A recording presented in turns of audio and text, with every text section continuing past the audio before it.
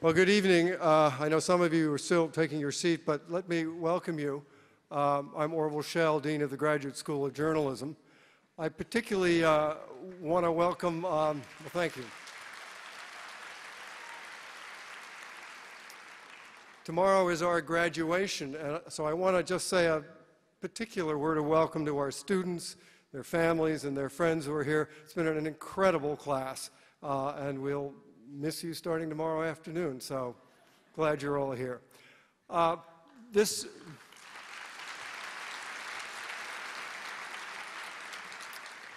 event is sponsored by the Goldman Forum on Press and Foreign Affairs that's funded by a great patron of the university, Dick Goldman, for whom we are incredibly appreciative of all his support. But it's also co-sponsored by the Chancellor's Office. And it's a very nice synergy to have the Chancellor and his office participate in these events, which bring the university together and indeed the larger community around the university to discuss some of the great issues of the day. So please join me in welcoming our guests. Before we do that, I just want to say a quick word of thanks to Anna Silvestri, Marcia Parker, and Kaylee Cusick. It takes a lot of work to put one of these things together, and they are down in the trenches doing that. So thanks to you three.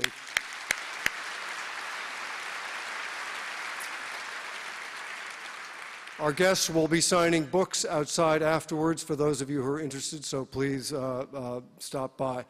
And now, join me in welcoming Chancellor Robert Birgeneau, who will introduce our guests.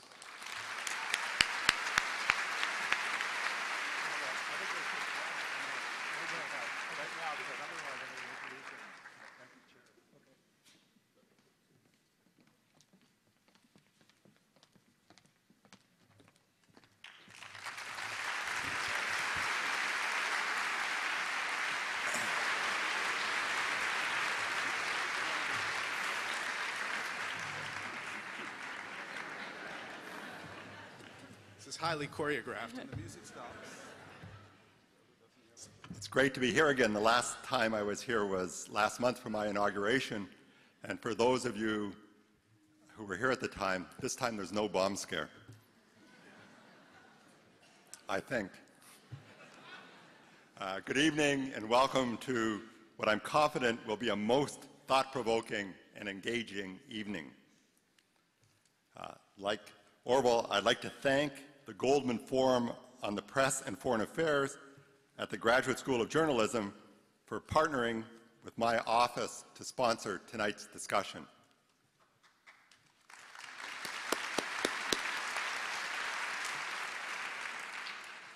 We're very fortunate to hear from such a distinguished panel on the subject of being opinionated in America.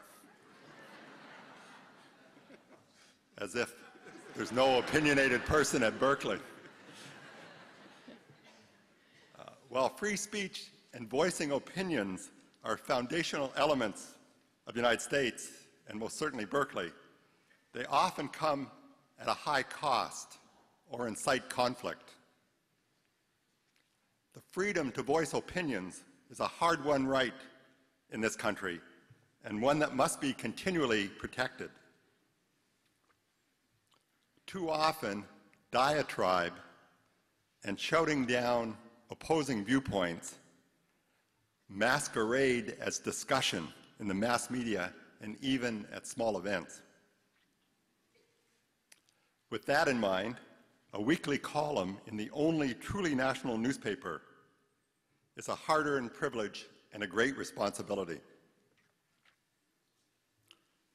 Maureen Dowd and Thomas Friedman have earned this responsibility through journalistic integrity and well-argued opinions.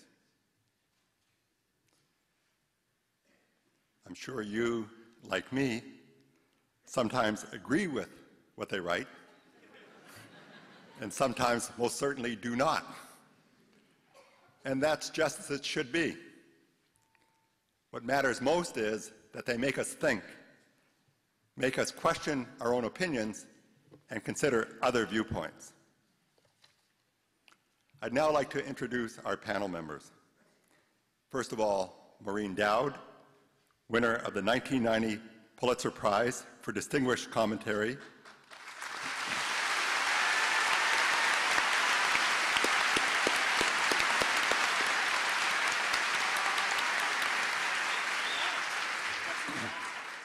Maureen became a columnist on the New York Times op-ed page in 1995 after having served as a correspondent in the paper's Washington bureau. She has covered 4 presidential campaigns and served as White House correspondent. She also wrote a column entitled On Washington for the New York Times Magazine. She's the author of the book with the provocative title, Bush World, Enter at Your Own Risk.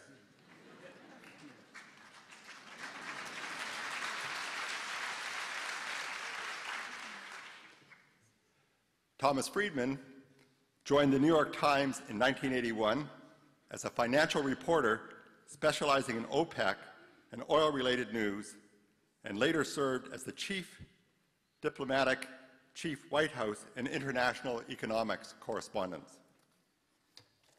A 3-time Pulitzer Prize winner, his reporting includes the Middle East conflict, the end of the Cold War, U.S. domestic politics and foreign policy, international economics, and the worldwide impact of the terrorist threat.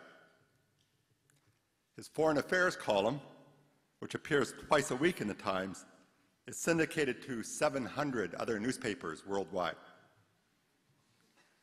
He is the author of The World is Flat, A Brief History of the 21st Century, and which I just learned, I believe, is going to be #1 on the New York Times bestsellers list this weekend.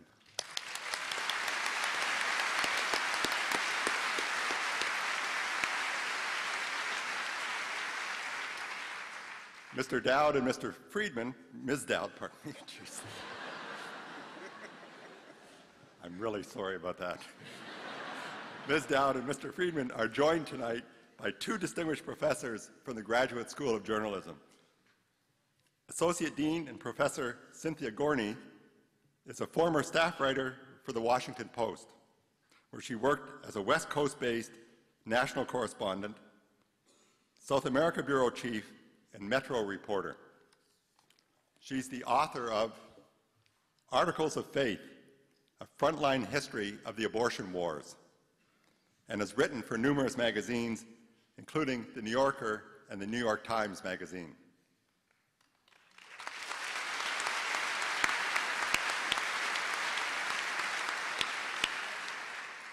Professor Mark Danner has been, since 1990, a staff writer at The New Yorker and a regular contributor to the New York Review of Books. He writes mainly about foreign affairs and politics and has covered Central America, Haiti, and the Balkans, among other stories. He's the author of the book Torture and Truth, America, Abu Ghraib, and the War on Terror, and forthcoming books on the former Yugoslavia and Haiti. Please welcome tonight's discussion panel.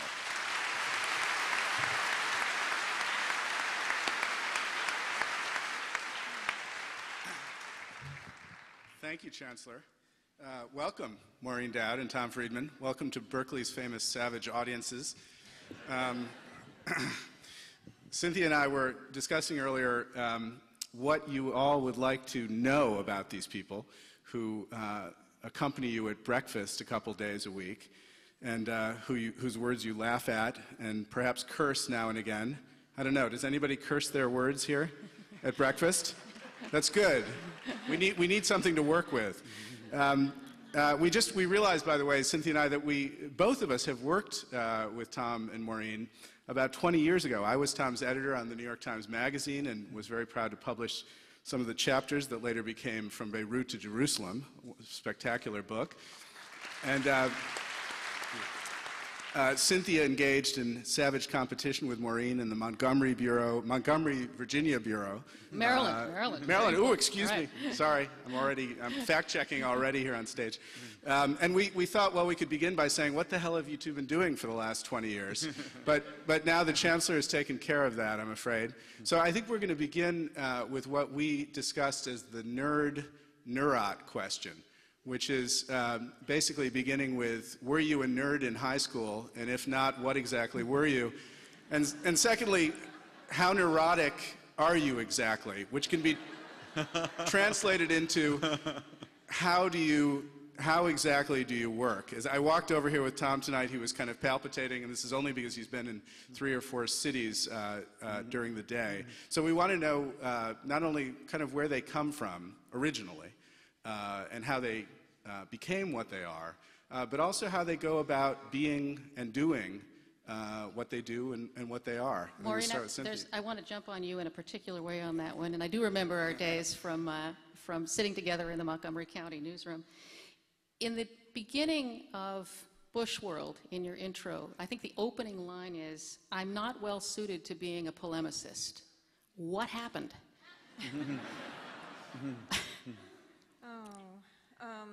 Well, as Woody Allen said, you know, life is like a shark. You have to keep moving or die. So I did go into Hal Raines, who was our boss, the editorial page editor, after 6 months of doing it, and told him I couldn't take it. It was like being in a Godfather movie. I would take one of theirs, they would take 2 of mine, we'd all go to the mattresses, and it was just very violent and upsetting to me. And this is why probably there aren't that many women columnists, and why teenage boys trash talk on the basketball court more than teenage girls, and there are more male bloggers than female bloggers. You know, it requires a certain temperament that I didn't have, but... Back up just a little bit. What does that mean? I mean, you're a White House reporter, you're getting lots of ink in the New York Times, you're covering the presidency, something happens to make you suddenly decide, I don't want to do this, I want to do that. What is that? Oh, no, they just offered me the job, and it was a very prestigious job. It was hard to turn down, but at the same time, I just, you know, Tom is perfectly suited to being a polemicist. We're going to get to that. Tom is my office husband. And Maureen, this is finally we've revealed this on the web. At least he was until he met Angelina Jolie at Davos. Then I lost him. But anyway, I mean, I just don't. It's hard. It was hard for me to be making enemies all the time. I just didn't like it. It's hard, and it's, you know, if you're going to do a column. Also, my column was not partisan one way or the other, so it wasn't like I had a group of people who always supported me. I mean, you know, both groups didn't like me, so. Well, before we get to the... And Tom told me, he said, when you get a column, you will never make another friend, so I hope you like the friends you have. Well, that's such an intriguing segue into why Tom is perfectly suited to being a columnist. What happened to you? Well, you know, I do think Maureen is right. Being a columnist is not a friend growth industry. And one of the things that Maureen and I have in common is that neither of us has a really natural constituency. You know, I lean right on some issues and left on some issues, and neither of us are easy to categorize, and maybe that's why we, you know, are good friends. I got my start basically in column writing. You know, I studied Arabic and Middle East history in college, and Hebrew as well, I believe, right? No, I studied that before, and so. Well, of course. But I got into journalism because I had a wonderfully inspiring high school journalism teacher, Hattie Steinberg, and the only journalism course I've ever taken is hers. And so. Where was this, Tom? In Minneapolis, where I grew up. And the first story I ever covered was the visit of an Israeli general in 1968 to the University of Minnesota Hillel House, and I went out and covered him. And for the student paper? For the high school paper. Oh. And his name was Ariel Sharon, and our paths crossed many times after that. And but anyways, so I studied Arabic and Middle East Studies in college, and both undergraduate and graduate school. Did you know you wanted to be a reporter? Was that what? No, I really didn't, Mark. I had a Marshall Scholarship to go to England, so I did my first year at the School of Oriental and African Studies in London.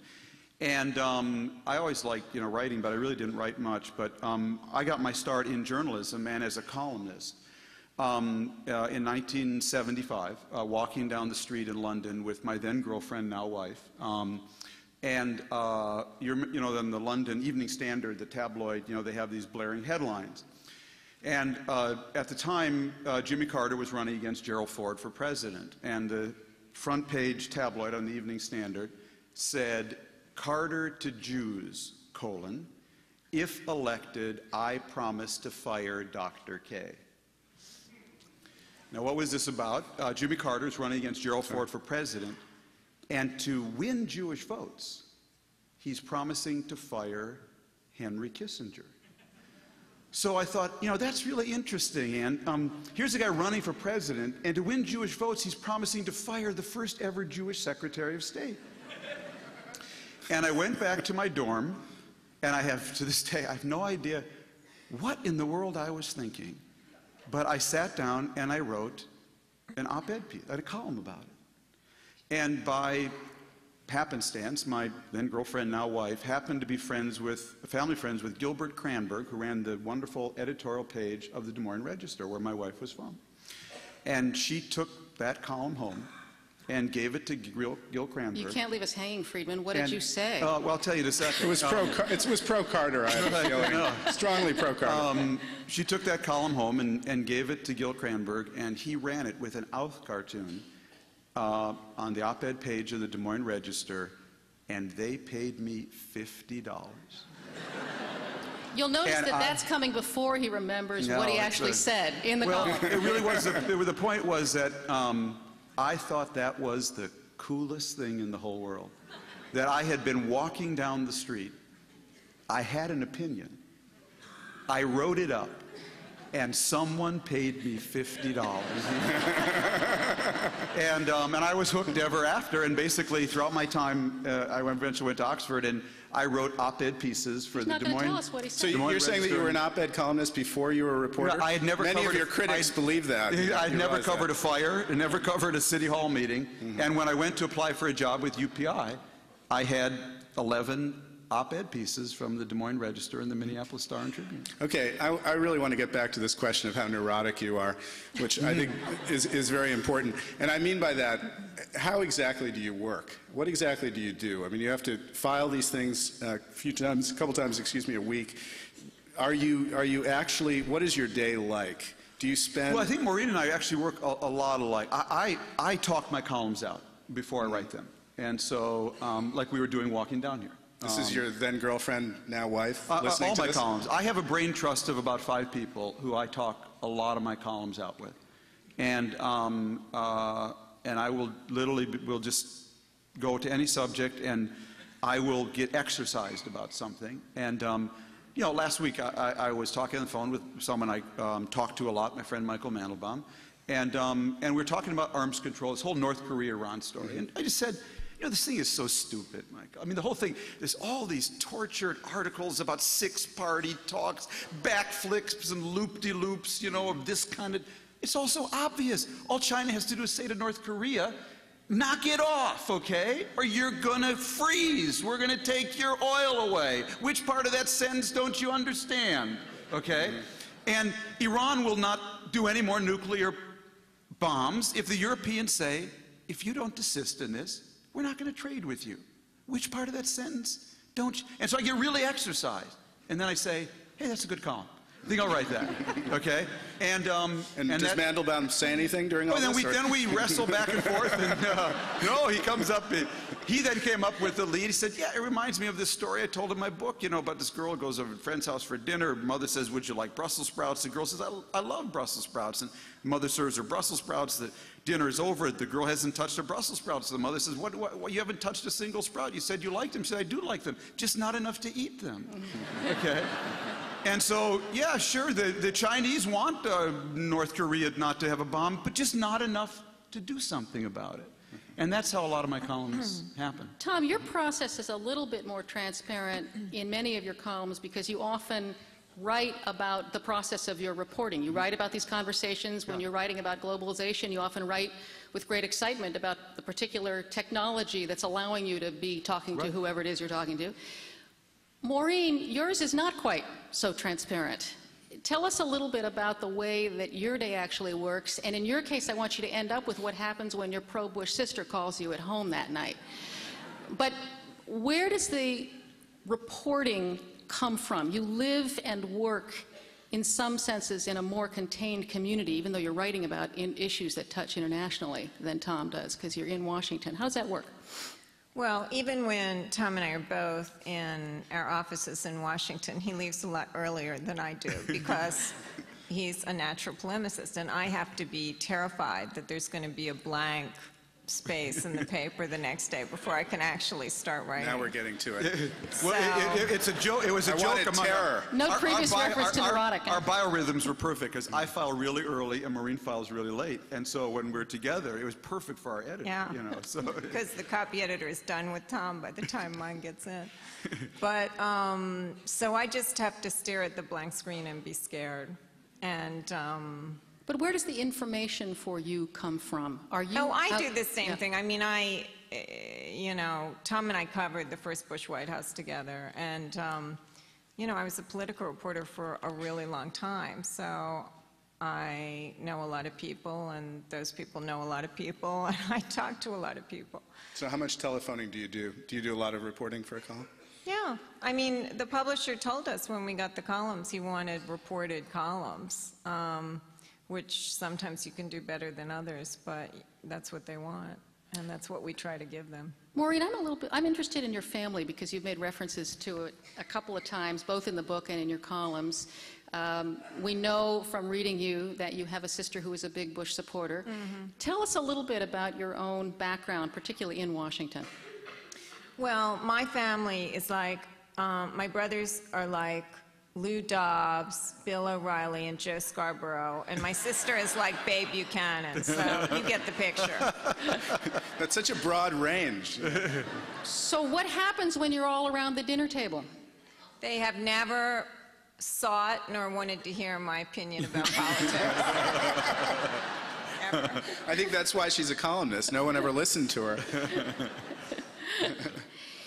Now, one thing I'm curious about, you're both writing on the same important page with very different styles, very different approaches. And there are many times when both of you are very, very angry at this particular administration.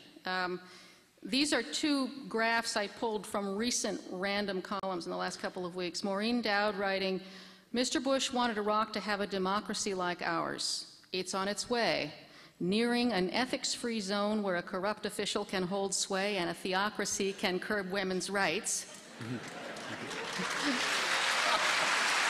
More. Her page mate writing, not on the same day, we hope, I believe that history will make very clear that President Bush shamelessly exploited the emotions around 9/11 for political purposes.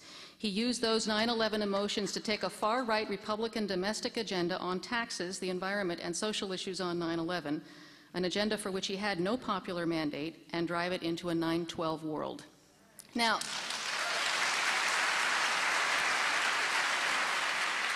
my question, knowing a little bit about the way Washington editors like to think, is how does that work in the Washington newsroom? Have you ever actually collided in terms of writing essentially the same lead in two different argots on the same day? Have you ever run into anything along those lines in the Washington newsroom? Well, we just have copy editors. We don't have like real editors because they think that would be censorship. Oh, interesting. So we don't have traffic cops or anything. We just write what we want. There's only one person who sees it before you do. That's the copy editor? Yeah, Yeah, and so they we just don't- correct the spelling. So to transfer the question upstairs, Right.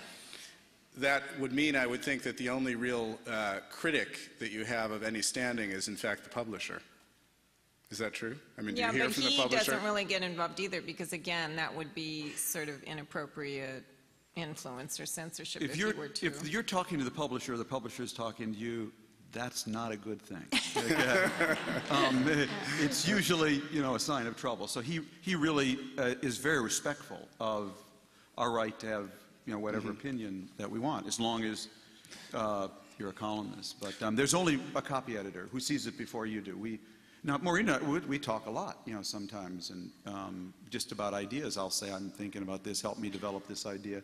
She'll do the same for me. Sometimes I ask her to read my columns, vice versa. So, but our opinions, I don't think anyone's out there thinking that somehow we write about very different things from different angles. And, do you get feedback from within the paper that can be very, aggressive feedback?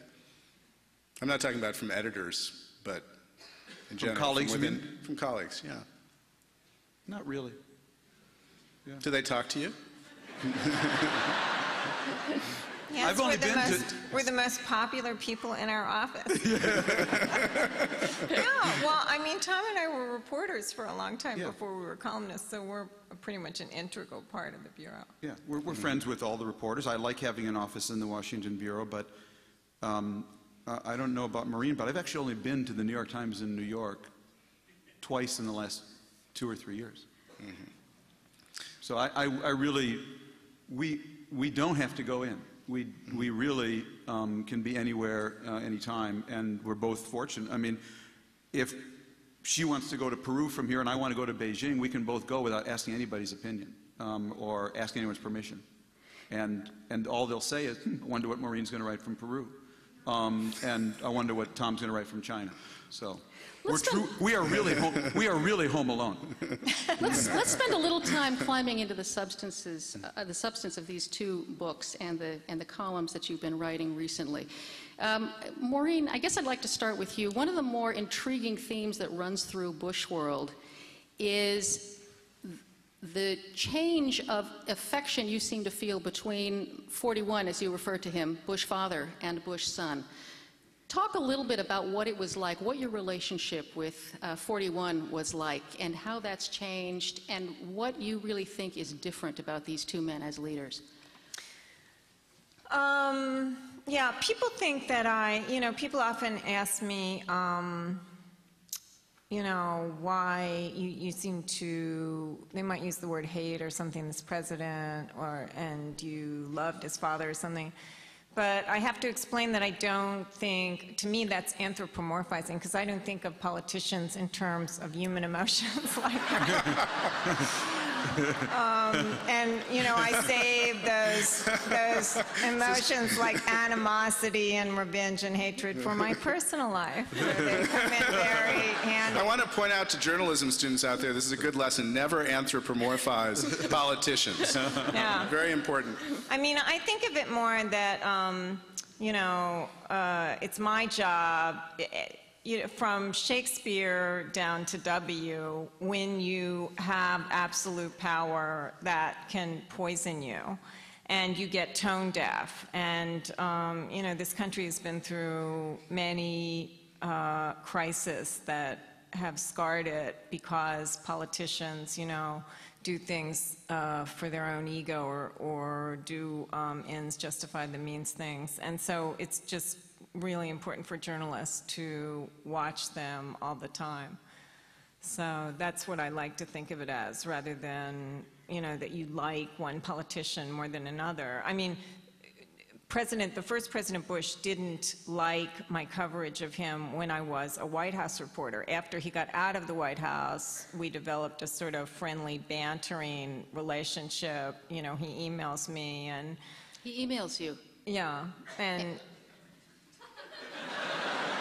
and he critiques the New York Times, which he reads faithfully, unlike his son. I wanted to ask about that, by the way. Do we believe this? Do we believe that Yeah, George I W. think that Bush whole does thing, not actually read newspapers? Well, I think Laura has developed got alarmed at the reputation W is getting for not reading the newspapers and not reading books. So now they've developed this whole PR thing where he did that interview with Brian Lamb where he was reading everything under the sun, and and Laura says, oh yeah, he reads newspapers all the time, but every time anything happens where there's like some security threat, like the other day, W is always either in the gym, or this time he was out biking, or, you can never find him. He's always exercising, so I don't buy it. I want to read a passage, actually, that don't think too much about that. He is, and it's always at weird times of day. The first time was 11. The question is, why are we laughing? That President Bush wasn't informed about an attack on the White House. We're all laughing. I want to read a passage that gets to this, and also gets, I think, back to Cynthia's question about the difference in the two Bush presidencies, because I think it speaks to a difference in political style, which seems to me very much your subject, Maureen, and also I think Tom might have something to say about this too. W preferred to get his information directly from his advisors. His regents put their own spin and filter on the information they fed him, creating an alternative universe where they were never wrong, because they never let in any information showing they were wrong, and because they conjured up information to prove they were right. They transmit, they don't receive. They didn't listen to Congress or to allies or to Bush père or his friends like Baker and Scowcroft, talking there in particular about the Iraq War. And it strikes me that you've put your finger there on a very pronounced difference in the style of the two administrations, not necessarily in their personality and what they actually receive.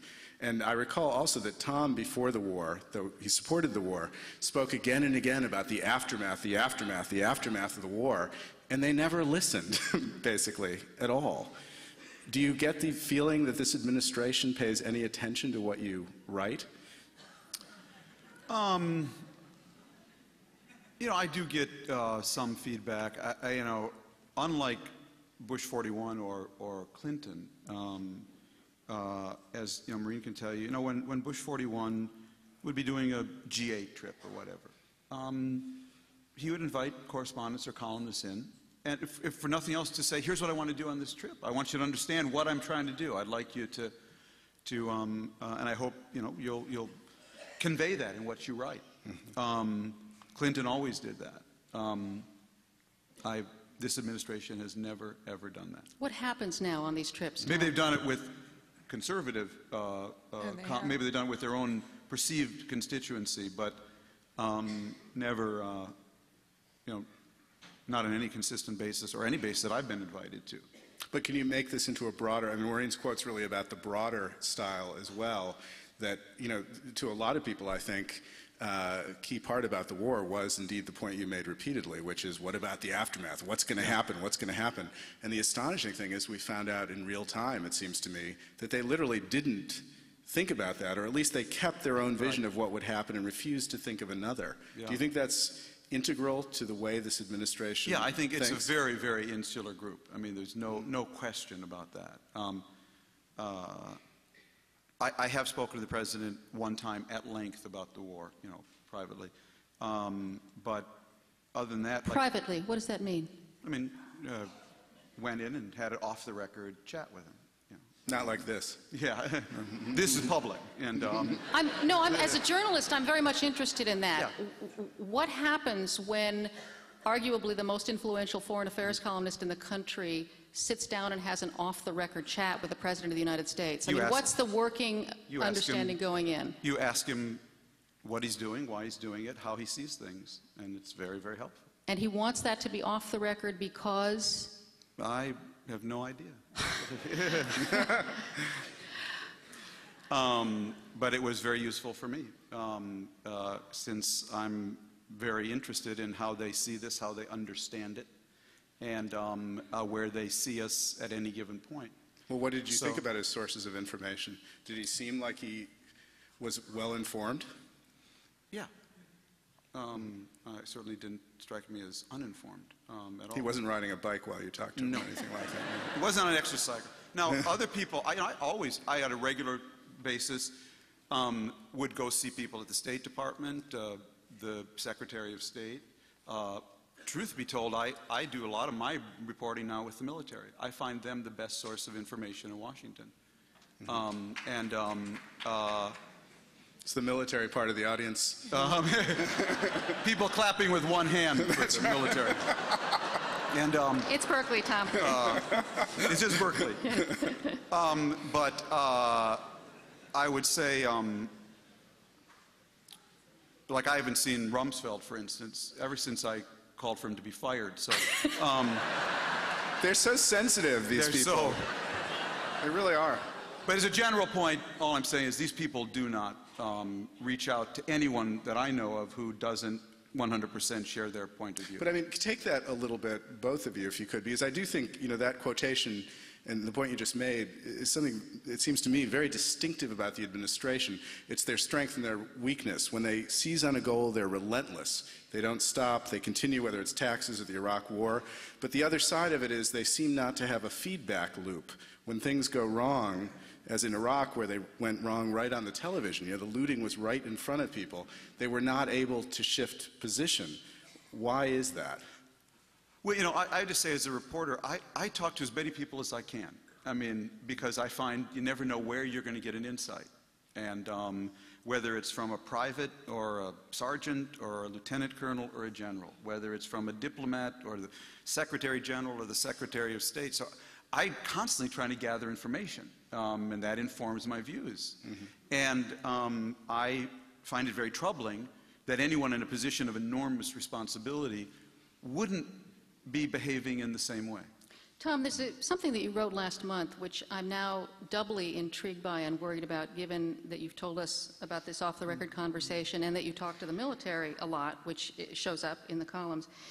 You wrote that we may now be entering the most dangerous period since 9/11 because defeating the U.S. in Iraq was so important for jihadists. And your conclusion, if I understood it correctly, was that the formation of the elected government in Iraq, problematic as it obviously is, was very worrisome for this country in that regard, because your language was, when and if the jihadists conclude that they have been defeated in the heart of the world, in their heart of the world, they will sorely be tempted to throw a Hail Mary pass, i.e. here. Tell us more about that and whether you still think, given the tremendous upsurge in violence and chaos that seems to have been occurring in Iraq over the last month, that's a real concern for you. You know, I just want to go back to something you said about the military, because there's some subtext there that we shouldn't be talking the military. And no, not at all. I find the military incredibly well informed. It's a frightening level of credibility to that particular passage. Yeah, but and I think it's, as I say, I think some of the brightest, sort of freshest foreign policy thinking in this administration, at least that I have access to, is from the military and people at CENTCOM and the like. I believe that, look, I supported the war for my own reasons. I was sort of fighting my own war, and it was always the war for democracy. I happen to believe in that war. I happen to believe in the necessity of that war. I never believed it was about WMD, and wrote that before the war. That Iraq had no WMD that threatened us. It wasn't that I knew anything. It was just so obvious whatever they had was eminently deterrable. And if there was a reason to go to war, it was to try to partner with the Iraqis to create a different context in that part of the world. Did it bother you at all? Pardon me? I have to put in, did it bother you at all that you were supporting a war for reasons of your own, that the administration was convincing American people on false pretenses? And I wrote a column before the war which said, tell the truth, that this is not a war for WMD. If there's a reason for the war, it's for democracy. Of course, they've said since the war, Wolfowitz, among others, has said, you know, human rights was part of it, but not a reason to send young kids to die. Yeah. He told Vanity Fair. He said, for bureaucratic reasons, we needed to do WMD. That was right. That was his approach. Well, so to return to the question of imminent danger. So I happen to believe there's something really important at stake in that part of the world. Look, we treated the Arab world for 50 years as a collection of big gas stations. And all we cared was that the pump was open, the price was low, and they'd be nice to the Israelis. And as long as they kept the pumps open and the price low and were nice to the Jews, What we basically told them was, guys, you can do whatever you want out back. You can treat your women however you want. You can write whatever lies and conspiracies in your press, whatever you want. You can preach whatever intolerance from your mosque you want. You can educate your kids however you want. And it is my view that on 9/11, we got hit with the distilled essence of everything going on out back. And so that is my view. And it was my view that we had to find some way to partner with people in that part of the world to begin to change the context of what is going on there. Now, I believe what we're doing is something enormous. We have, for whatever, however we got here, where we are right now, is we are sponsoring the first horizontal dialogue in the history of the modern Arab world. This is a part of the world that's been subjected only to vertical, top-down monologues. We are now sponsoring the first horizontal dialogue of Iraqis trying to forge their own social contract. I have no idea whether this is going to work still, but I know one thing. If it does work, then democracy is possible in other parts of that world. And if it doesn't work, then we have Arab kings and dictators and what's been going on out back to look forward to in the future. But getting back just to the question of the war, the justification. So let me just finish the point of your question, if I could. So what's at stake is something really big, because the jihadists and the Salafis and the Wahhabis understand they want to defeat us in the heart of their world. That's where they get the biggest resonance. If they can defeat us in the heart of their world, that will influence and shape Arab politics for a long, long time. If, by contrast, they are defeated in the heart of their world, not by us, or not by us alone, but by Iraqis themselves choosing a different future, that is a devastating defeat for them. So something very big is at stake right now. And because something very big is at stake right now, you are seeing enormous violence brought to bear. How many? But let me actually follow up on this, because it seemed to me that your general point that things come home to roost, American policy, the history of American policy, the support for dictatorships, the bargaining with autocracies, and so on, are we not seeing something come home to roost now that has to do with the way the war was justified, the falseness at the heart of it, and the fact that, and the incompetence also at the heart of it? That is, the political style we were talking about a few moments ago, the administration settling on something, hearing only what it wanted to hear, doing it only in the way it wanted to do, means that 2 years later we're fighting a counterinsurgency war here. Iraqi politics have begun, nascent Iraqi politics, but the largest, the loudest Iraqi politics we hear are the 147 car bombs in the last month, half of which were suicide bombings. And if you're actually in Iraq, as I've been fairly recently, those car bombs sound a lot louder than the horizontal dialogue you're talking about. Or to put it another way, the horizontal dialogue is car bombs. So what I'm saying is, well, the question is, you supported the war, and I take it supported it for reasons having to do with democracy, but you saw the war being sold to Americans for very different reasons. Right. This is self-defense, WMD, all the rest of it. That turned out to be false. Right. And the way the war has been fought, and the political support for it, has declined precipitously because of that. 4 in 10 Americans now think the war was worthwhile. So don't we see something coming home to roost here in the original selling of the war and the way it was fought that's directly to do with the kind of dialogue of explosions and death that we're really seeing? Well, look, people took the view on the war, Mark, that you're only entitled to have 2 opinions. There are only 2 positions you could have. You could be for the war, and therefore for everything the Bush administration did. Or you could be against the war and against everything they did. I was for a war for democracy and highly critical all along the way when I saw mistakes being made. I used my column to point that out. Before the war, during the war, and to this day. And I think that's what a responsible columnist should do. But I had an opinion, and the opinion was rooted in my sense of where that part of the world was going, and the opinion was rooted in the many discussions I had had with young Arabs and Muslims before the war that made clear to me how deep the quest for democracy in that part of the world is. Yes, we have screwed up royally, and this columnist has used his column at every turn, and I've been to Iraq too, to point out where we're doing that. Mm-hmm.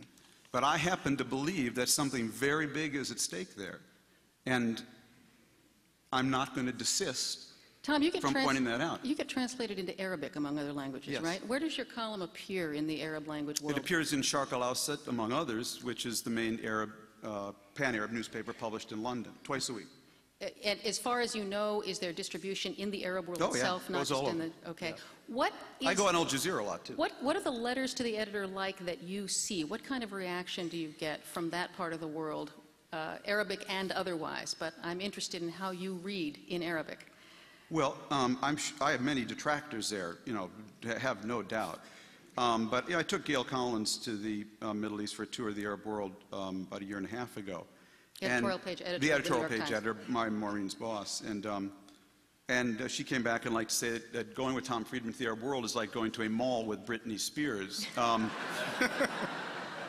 Because people know what I look like and they come up and approach me all the time.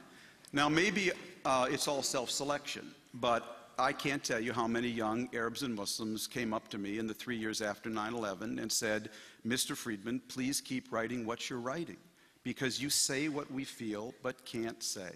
And if you want to know where my very strong feelings about democratization in that part of the world come from, it comes from that. It comes from my reporting.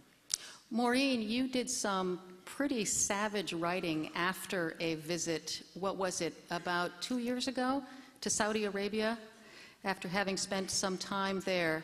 Have you been back to that part of the world since, and do you share often your page mates' views of the mixed but optimistic possibilities for what's going on there? I went to Saudi Arabia because the foreign minister came to lunch at the Times, an editorial board lunch, and you know, Saudi Arabia was on this very expensive charm offensive, taking out ads and trying to persuade us that they were not responsible for 9/11. And so he just said at the lunch, if you could just come to Saudi Arabia, you'd see that we're not the evil people you think we are. So I went, and then they tried to arrest me because they saw like an inch of my neck that was uncovered. So you were mobbed at the malls as well. And but for the different amazing reasons. thing was, in their mall where they tried to arrest me because they saw an inch of my neck, I was surrounded by lingerie stores with mannequins with like red teddies and, you know, Victoria's Secret type of lingerie. So the Saudis are a very weird, bifurcated, kind of sick society. But I love their excuse recently, you know, and this is part of the whole thing when you get in these levels of hypocrisy, but the Bush administration was pressuring them to have elections. So they have elections, but, you know, they said, oh, we can't let women vote because we'd have to get them separate voting booths. And, you know, we can't do that. And it's like the Saudis can't afford separate voting booths. Come on. And they still don't let women drive. It's just ridiculous. So we have all these weird arrangements. And as far as Tom and I, which is why I thought I loved our columns on all this, because I thought we were just looking at it from different points of view, but not opposite points of view, because I could understand the allure that Tom would feel to this bold, audacious approach to things when he'd covered this part of the world for so long and had seen it be intractable and festering for so long. But my approach was much more not really pro-war or anti-war, but pre-war, that the Bush administration, and if you read the stories about the head of British intelligence and what he said, where the Bush administration had made up its mind, he said 8 months, I would say a year before the war, that they were going to topple Saddam, and then they were just looking for the reasons. And this was what I wrote about in my objection, because I think if you're going to take America to war, you owe it to America and to the kids going and to the families of those kids to tell them why. And the Bush administration did not do that. They decided they were going to go to war, then they decided the reasons that would sell the best, and then they warped all of the intelligence and abused government institutions to fit their ideological plan. And no matter how it comes out, you know, that's not right. Maureen was referring to something called the Downing Street Memorandum, which was just published. And I'm going to read a couple of lines of it. It was leaked to the London Sunday Times just before the British election and is gradually getting some attention here. This is what in the words of C, who's the head of their equivalent, MI6 of the CIA. He had just come back from Washington in July 2002, so 8 months before the war started. And this is what he said to the Prime Minister. There was a perceptible shift in attitude in Washington. Military action was now seen as inevitable. Bush wanted to remove Saddam through military action justified by the conjunction of terrorism and WMD. The intelligence and facts were being fixed around the policy. And it goes on and says, among other things, there was little discussion in Washington of the aftermath after military action. This is 8 months before the war. And the memo, which I encourage you to look up, is extraordinarily blunt and clear about what was going on in Washington, clear that the UN route was essentially arrived at to sell the war, not to prevent the war. Case in point. Yeah. I wanted to ask something about the heat that you took, Maureen, probably more from this community than some others, during the Clinton years for your columns about Clinton. What do you think would have happened had Gore won, both with regard to this war? Do you think we'd be in any kind of this situation now? And also, as a columnist, what would you have chosen as your vehicle for having fun with Gore?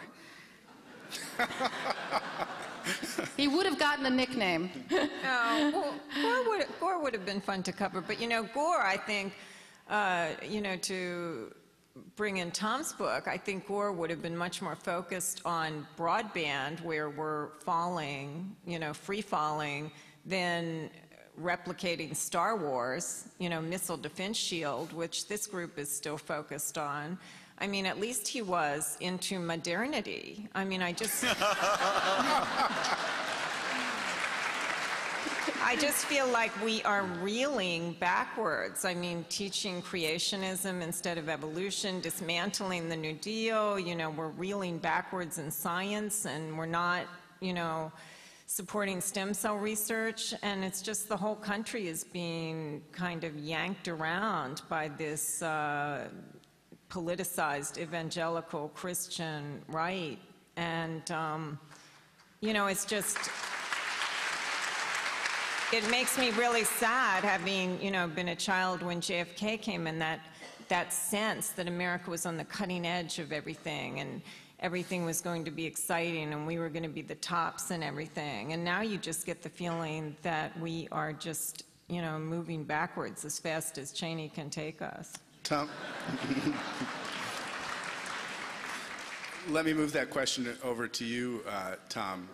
You wrote a book called The World is Flat, and before that, The Lexus and the Olive Tree, both of them very much books very enthusiastic about globalization. You're here in Berkeley, which is the home of anti-globalization fervor, although you wouldn't know it tonight. I want to ask you about Al Gore, Cynthia's question, and how his policies would have been different from this administration economically. You know, I don't want to dodge, I just really don't have a feel for it. You know, we think of Al Gore as the environment president, but what did these guys do about environment, you know, in the 8 years that they were there? I mean, they had a lot of chance, I think, to do a lot more on the environment, for instance, when they were there than I think they accomplished. Well, let me put it a different way. So I don't really have any idea. It doesn't strike me personally as a very interesting question. All right. What he would have been like as president, you know. I mean, if I might, you know. Now, come on, tell us what you really think. I don't know. I mean, I don't really think, sure, what kind of president would he have been? Who knows? Let me try to make it a little more interesting. Yeah. What is the distance? You know, this book, The World is Flat, is a very enthusiastic book about where the world is going. It's careful to point out a lot of dangers and pitfalls and potholes, whatever you'd like to call it, along the way. what is this administration not doing that it should be doing? We've been talking a lot about its foreign policy, Right. but you clearly think that there are critical things that they should be doing that they're not. Yeah, I bristle a little bit, though, I have to say, when people say, you know, this is an enthusiast, Friedman enthuses, you know, about, you know, because there's sort of this kind of zeitgeist around it. And, you know, I found this when the first debate began on globalization, you know, and I'd say, well, you know, there's really, Lexis Neolatry introduced the whole idea of the backlash against globalization. You know, it wasn't like I needed Seattle to happen. I wrote about it a long time before that. And I continue the same in this book. But I find that if you say, hey, there's some really good things about globalization, some really bad things, and the trick is to get the best and cushion the worst, people say, shill for multilateral, you know, multinational capitalism, you know. And say, no, I'm just trying to say we get the best, we cushion the worst. Spokesman for, you know, world banks and, you know, global corporation. No. And so you can't, it's like you're not supposed to say anything is good about this at all. And if you do, if you point out maybe that more people have grown out of poverty in India and China in the last 20 years as a result of open trade and development, you know, that's somehow a crime. Well, I don't think that's a crime, okay? And well, for the record, as the audience will know, I did not say that.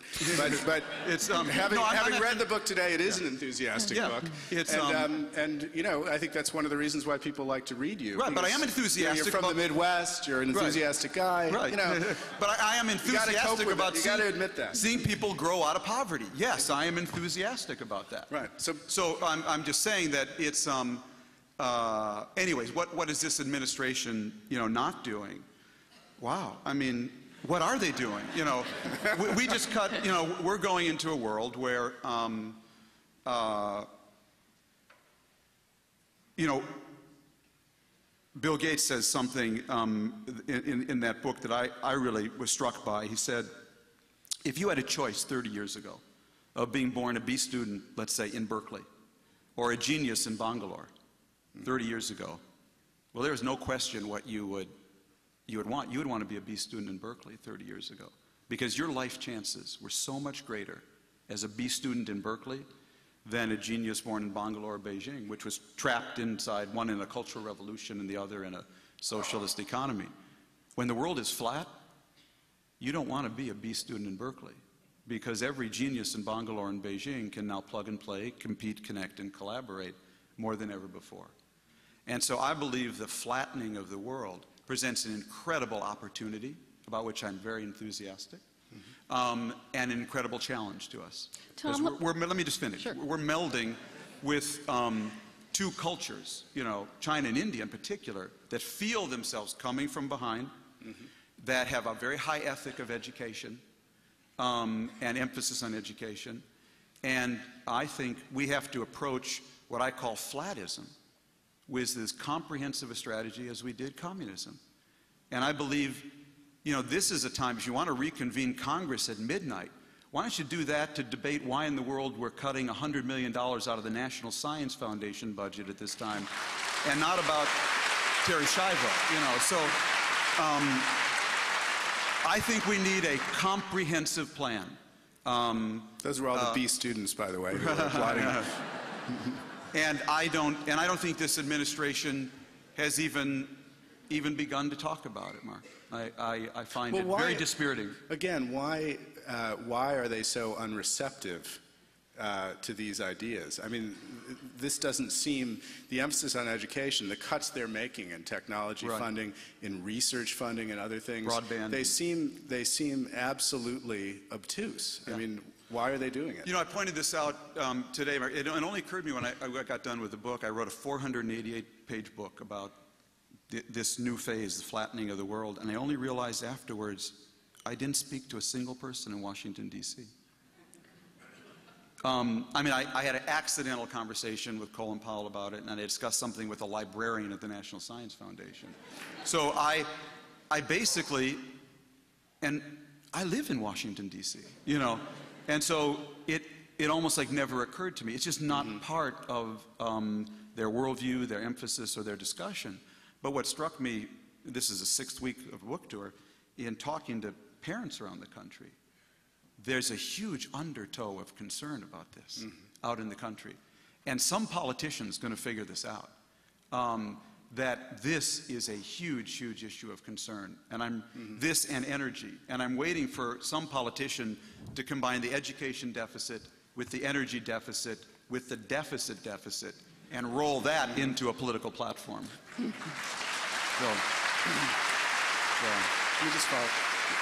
Let me just ask that of Maureen as well. I mean, you talked about the administration's hatred or distrust of modernity. They are, you have to admit, rather obsessed or concerned about power. And Tom's theme just now is really increasing national power. Why do they feel so alienated from this kind of power and so obsessed, apparently, with military and more traditional kinds of power?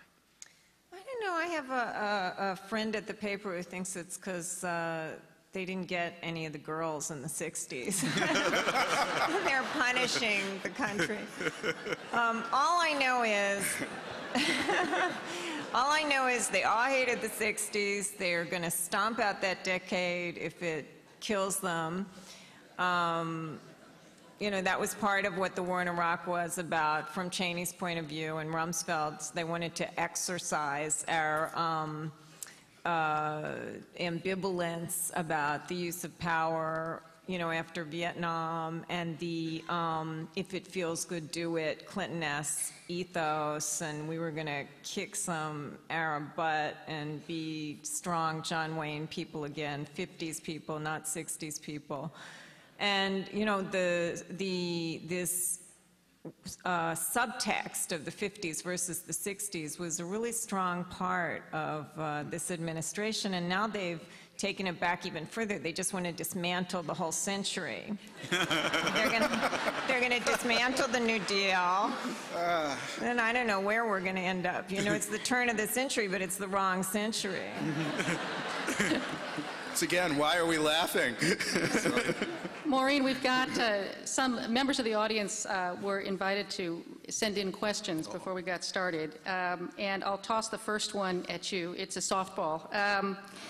Maureen, who would you like to see as the next Democratic presidential nominee? Also, you're a rock star. Yeah, I don't really think of my job as an advocate for either side or for politicians. I think of it more as what Dave Chappelle calls a genetic dissenter. And this is another reason Tom and I make a good team, I think, because he's enthusiastic, Midwest enthusiastic, and I'm Black Irish. So in our family, when something bad happened, we would go, yeah, we knew that. We knew that was going to happen.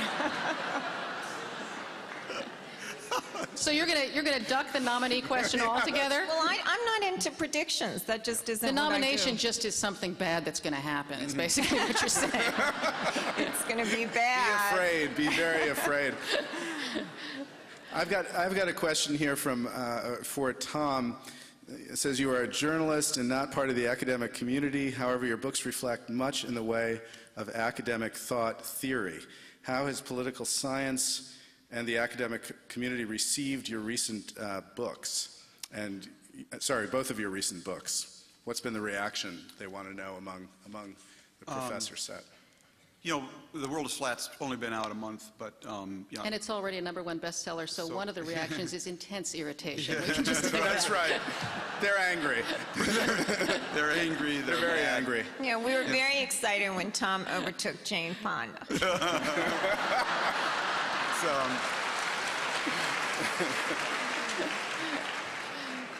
I knew if it didn't happen this week, I was going to change the title of the book to Flat World, Flat Abs. That was the only way I was going to. So there's still time. That was the only way. Yeah, Tom doesn't have any threesomes.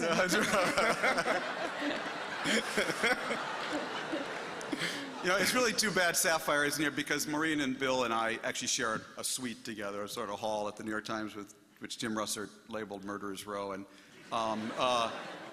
we really do have a lot of fun together. And Maureen is right. I am, and Mark is right. I am an optimist by nature, and it has to do with my roots. I grew up in Minnesota, and I grew up in a community that worked. And because of that, I believe, and I grew up in a very, it was a very pluralistic, tolerant place. And my heroes were Walter Mondale and Hubert Humphrey and Gene McCarthy, and those are the people I grew up with, around politics, and Don Fraser, the mayor of Minneapolis. And you don't understand me if you don't understand there's a huge amount of Minnesota in me. And I'm always struggling between... So are you supporting Al Franken for senator? Well, key question here. Al Franken and I and the Coen brothers all grew up in the same neighborhood. Oh, my Lord. What was that neighborhood like? That was... Franken says there was a creosote plant there, and it's all because of that creosote plant. But there's a lot of tension, which you really highlighted, I think, Mark, and know, because we worked together around this, between the Beirut guy and the Minnesota guy. And I'm always in a struggle between those two, and so that's a lot about what I'm wrestling with, the specific question you're asking was about... Oh, it's just about the reception. Someone was interested in knowing... I think you don't have to talk about this book. I think in general, have you had interesting interchanges with people who actually study these issues, globalization, other things? Yeah, I've been thrilled by the reviews. I mean, Fareed Zakaria did a wonderful review. The most interesting review, in some ways, I thought, was Fareed's, and actually, the New York Times did something very interesting. We get Sunday reviews, which was Fareed's, and daily reviews. So the Daily and the Sunday always, and the Daily gave it to Joe Stiglitz. Now, anyone who knows anything about this debate knows that Joe Stiglitz is really the leading economic advocate of what would be called, I don't want to say the anti-globalization movement, but certainly critical of the former high official in the World Bank. Yeah, and a Nobel Prize winner of economics. And he wrote a really interesting book review that really wrestled, from my point of view, with really a lot of what I was saying. We had both turned out been in India at the same time. And it was clear he was wrestling with this too. Now, in general, I have wonderful interchanges with the academic community, but I see my role not as an academic. I see myself in the academic discussion as a translator from English to English. Okay? And that's what I see myself doing for a living. So I try to take really complex subject like globalization or the flattening of the world, and I don't do the pixels, I do the pictures. And I'm really glad there are people who do the pixels and are really experts on that. And I really go to them and I try to learn from them, but I try to translate it into language that I can understand and then play back. So that's really how I see, my role in that debate. And you get criticized by some professors who want to say, oh, this is too journalistic or it's too anecdotal. And to me, that says too many people might read and enjoy and understand this. So. And as Cynthia says, that's irritating. Right, exactly. So. Here's another question, I think for Tom, although there's no name on it, so Maureen as well, if you feel like weighing in. As an Iranian American who was wholeheartedly against the Iranian regime, why under the Bush administration has the sentiment changed? They don't seem as bad as before. I guess the first question would be, do you agree with that assessment? Who's not so bad anymore, the Iranian regime? The Iranian regime. The first question would be, do you agree with that assessment? And the second is, if you do, why? Yeah, no, I think the Iranian regime is a terrible regime. And it's a terrible regime because it masquerades as a democracy. And it's not, it's a fraud. You can't have a democracy where a committee decides who can run and who can't run. You don't have a democracy where you can and have closed down every reformist newspaper. And so there's no such thing as Islamic democracy, or Iranian. There's democracy. Democracy is where whoever wants to run can run, whoever wants to vote can vote, whoever wants to publish can publish. They don't serve steak in vegetarian restaurants. Okay, there's no bikinis in nudist colonies, and there's no this kind of censorship in real democracy. So I think this is a really bad government. Most of all, I've been banned for life from Iran, so I have a bad... I was going to say. Okay. You're on the watch list. Don't look for a visa anytime. The truth is, I wrote all this stuff, they banned me for life, then they let me in again, they banned me for life again, so I'm on my second lifetime ban. And, but what struck me so much when I was there is this is a country of enormous human talent, as in all these countries in that part of the world. Enormously frustrated young people who know that there is a whole world out there that they want to access, that they can access. You know, there are 75,000 bloggers in Iran, according to a story I read in the Jerusalem Are they Report blogging yesterday. in English or in Farsi? In That's Farsi, very interesting. yeah. Huh? Some, I'm sure, a few in English. So I feel there's a real tragedy there. There's a whole generation of young people in Iran whose future has been stunted by this government. And I don't think the Bush administration is friendly toward them at all, but they may not be focusing on them at this moment. Well, and I believe also that you've taken a position in the column recently that there is really no prospect of our invading Iran, not because the interest isn't there, but because there's nobody left to do it. Yeah, right? I mean, it's and that's related to my argument about oil, because, you know, we're basically funding both sides in the war on terrorism. And we fund the U.S. Army, Navy, and Marine Corps with our taxes, and we fund the Wahhabis, their mosques, and their prayer groups, and their madrasas through our oil purchases. And people don't change when you tell them they should. People change when they tell themselves they must. And you can track the reform process in Iran exactly with the price of oil. When the price of oil was down, they were reforming. They had to open up. And when the price of oil goes up, they just say, who needs this? And so that's a real tragedy. You know, addicts never tell the truth to their pushers. And we're the addicts, you know, and they're the pushers. And as long as that's the case, we'll never tell Saudi Arabia the truth. We'll hold hands. Okay, I have a... Mark?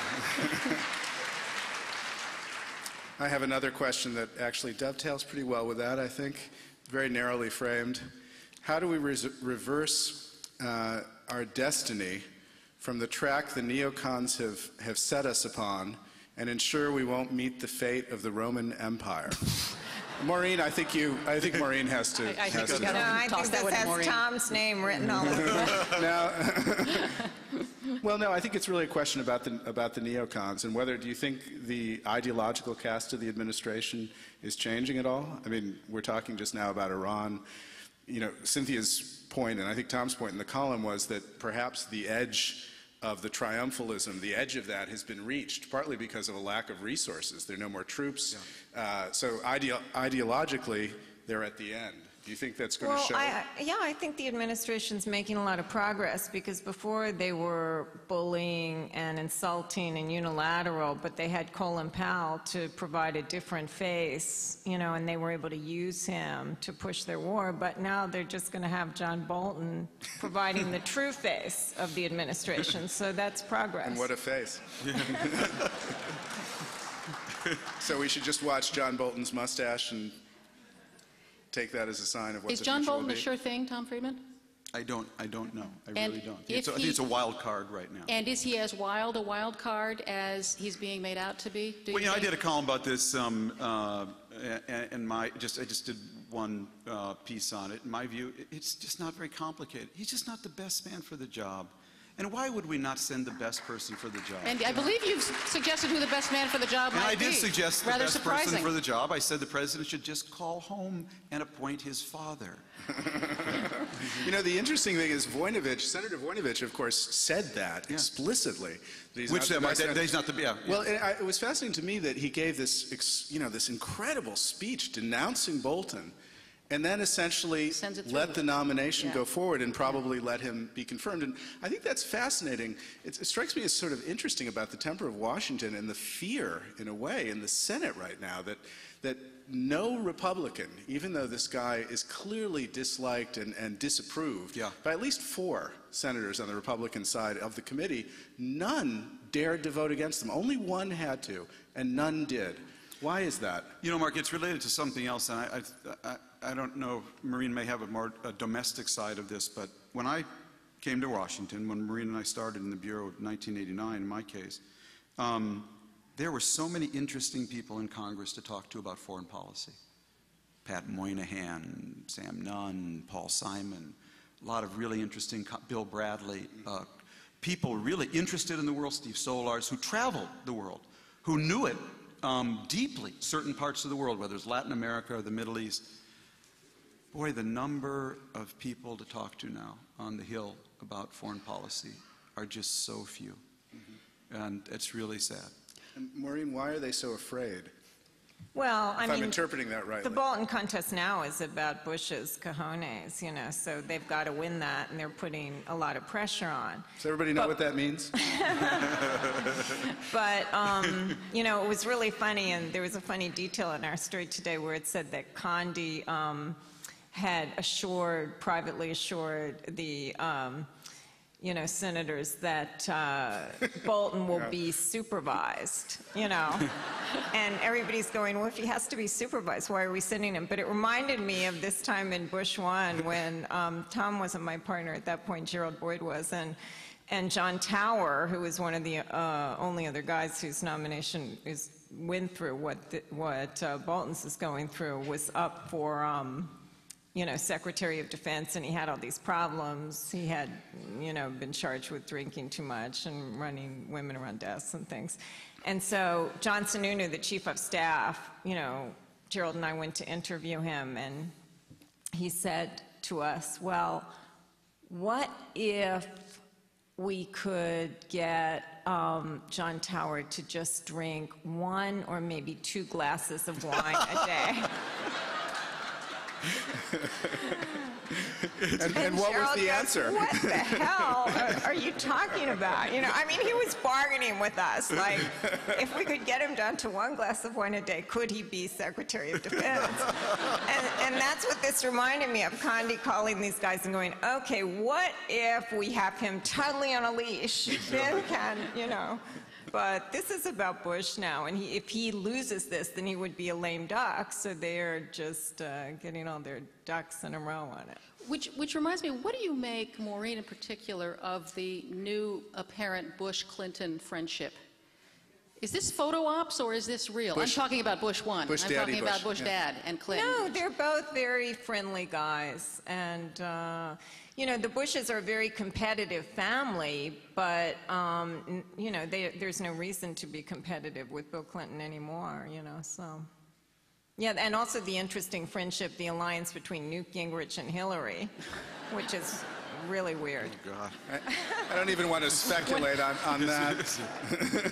One more question? Yes, Maureen, well, actually, you may have been traveling. I don't know. We've got several questions here about the asking as a DC insider, what do you know about the Cessna scare? Did W really take his aides to the woodshed for not letting him know what was going on and getting him off his bicycle, apparently? I don't know if you have anything to comment on that. No, you know, I covered, I'm not sure exactly, in the beginning of the Clinton administration, I covered, as a news reporter, a small plane that flew right down Pennsylvania Avenue one night and crashed into the White House right under Clinton's bedroom. He did not happen to be there. But at that time, we were all stunned. This wasn't Monica Lewinsky on it. No. Yeah, no.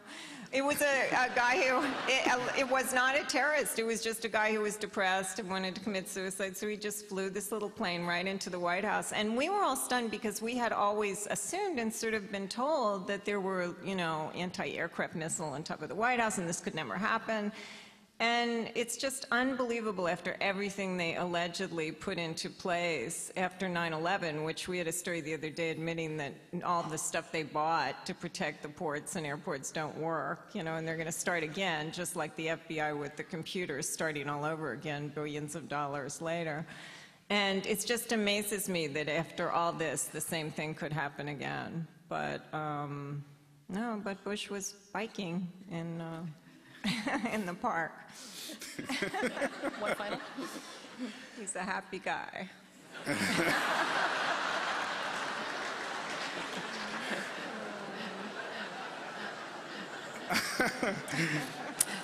I have a last one. It's very blunt, and it goes by, and I'd like each of you to say something about it. Why can't this gang shoot straight?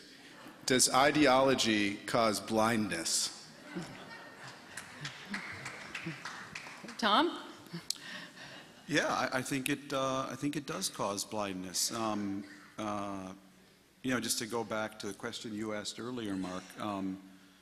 You know, here's a time that I think we're facing a fundamentally new challenge. You know, in terms of competition and what it's going to require by way of education.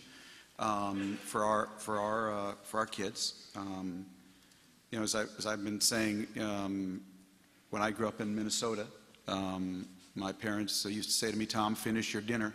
People in China and India are starving."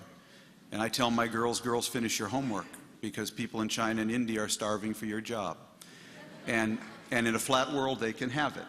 And it seems to me that we're at a moment in our history where what we need is not to be taking apart the New Deal, but we need a New Deal to empower and enable and educate our kids for the world they're going into. And it seems to me that this administration is deaf to that. And so we're in a quiet crisis now, I think, on this issue.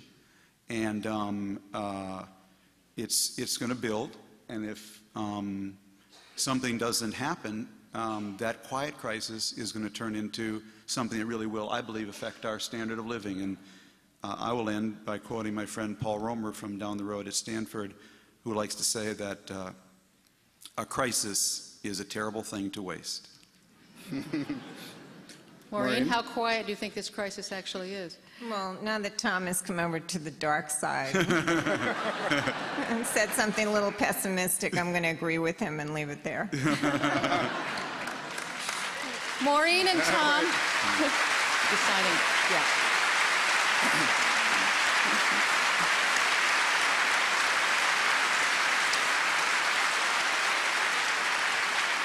Ladies and gentlemen, we should let you know that the books, The World is Flat and Bush World, are, I believe, in the lobby, and I think our guests might be persuaded to sign the odd copy if you ask them. Meanwhile, you can rejoin them on the op-ed page of the New York Times, and I'd ask you to thank them for coming here and talking to us. Thank you very much.